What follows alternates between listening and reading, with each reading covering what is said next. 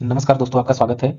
आज की वीडियो में हम भारतीय साक्ष्य अधिनियम अर्थात बीएसए 2023 के सेक्शन 2 में दिए गए डेफिनेशन क्लॉज को ट्रिक के माध्यम से याद करेंगे। इससे पहले हमने बीएनएसएस अर्थात भारतीय नागरिक सुरक्षा संहिता के सेक्शन 2 में दी गई डेफिनेशंस को याद करने की वीडियो बनाई थी। यदि आपने उस वीडियो को नहीं देखा है तो डिस्क्रिप्शन में लिंक पर क्लिक करके देख सकते हैं।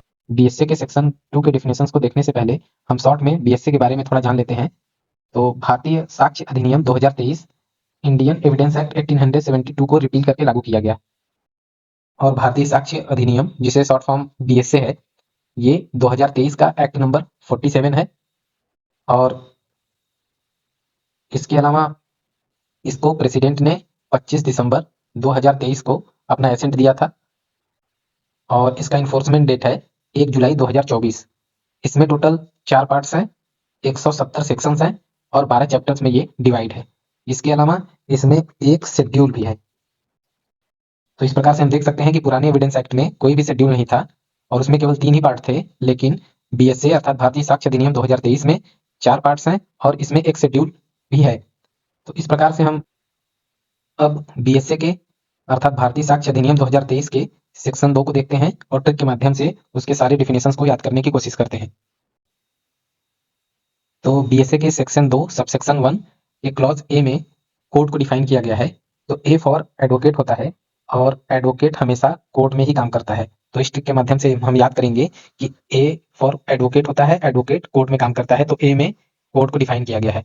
इसके अलावा सबसेक्शन बी कंक्लूसिव प्रूफ को डिफाइन करता है। तो हमारा ट्रिक ये रहेगा कि बी फॉर होता है बियॉन्ड डाउट और कंक्लूसिव प्रूफ भी बियॉन्ड डाउट को ही रिप्रेजेंट करता है। अर्थात कंक्लूसिव प्रूफ जो होता है वह मैंडेटरी प्रिजम्पशन होता है, जिसमें कोर्ट किसी भी फैक्ट को मानने के लिए बाध्य होता है और न्यायालय में इसे नासाबित करने के लिए अर्थात डिस्प्रूव करने के लिए किसी भी एविडेंस को देने की अनुमति नहीं होती है। तो हम बी फॉर बियॉन्ड डाउट याद करेंगे और बियॉन्ड डाउट कंक्लूसिव प्रूफ रहता है। और सी में डिस्प्रूव को डिफाइन किया गया है।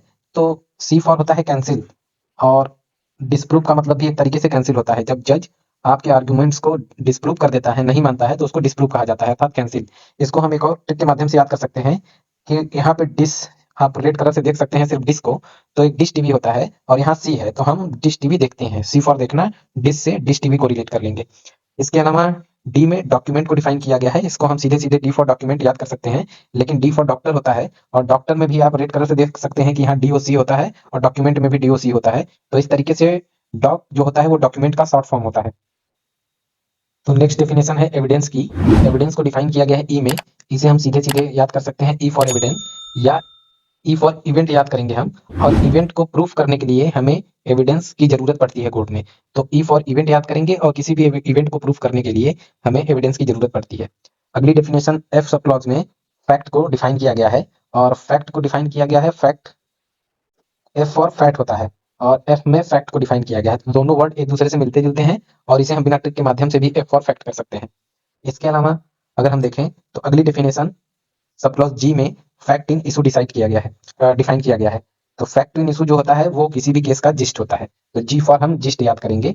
तो फैक्ट इन इशू जिस्ट होता है जिस पर पूरा केस निर्भर करता है। तो इस प्रकार हम देख सकते हैं कि जी फॉर जी में फैक्ट इन इशू को डिफाइन किया गया है। इसके अलावा अगली जो डिफिनेशन है वो एच में है मे प्रिज्यूम की। तो मे प्रिज्यूम को हम H for has option, H for has option से को रिलेट करेंगे और हैज ऑप्शन का अर्थ ये होता है कि मे प्रिज्यूम जो है वो प्रिजम्पशन ऑफ फैक्ट होता है। तो कोर्ट यह प्रिज्यूम करेगा, यह मान सकता है, कोर्ट प्रिजम्पशन कर भी सकता है या प्रिजम्पशन करने या न करने के पहले अपने आप को सेटिस्फाई करने के लिए और एविडेंस मांग सकता है। तो मे प्रिज्यूम में कोर्ट के पास ऑप्शन होता है कि प्रिजम्पशन करे या तो और एविडेंस प्रिजम्पशन करने के लिए मांग सकता है। तो इस तरीके से हम देख सकते हैं कि अगर आपको ये सारी डेफिनेशंस याद करनी है तो आपको ये वीडियो 2 से 3 बार देखना है और मैं इस बात की पूरी गारंटी ले सकता हूँ कि जब भी आप के सामने कोई भी क्वेश्चन डेफिनेशन क्लॉज से रिलेटेड आएगा, चाहे वह एपीयू एग्जाम हो या जुडिशरी या यूजीसी नेट का एग्जाम, तो आप आसानी से उन सभी क्वेश्चन का आंसर करने में एबल होंगे जो डेफिनेशन क्लॉज से रिलेटेड हो। तो आइए अगली डेफिनेशन हम देखते हैं।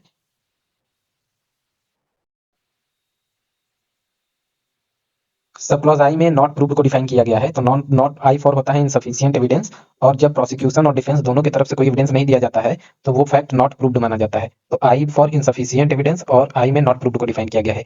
जे में प्रूव्ड को डिफाइन किया गया है, तो जे फॉर जस्टिफाइड हम याद करेंगे, जस्टिफाइड या जजमेंट। तो जब कोर्ट किसी भी फैक्ट को कोर्ट में हम जस्टिफाइड कर देते हैं या कोर्ट का जजमेंट आ जाता है, तो वो चीज प्रूव्ड हो जाती है।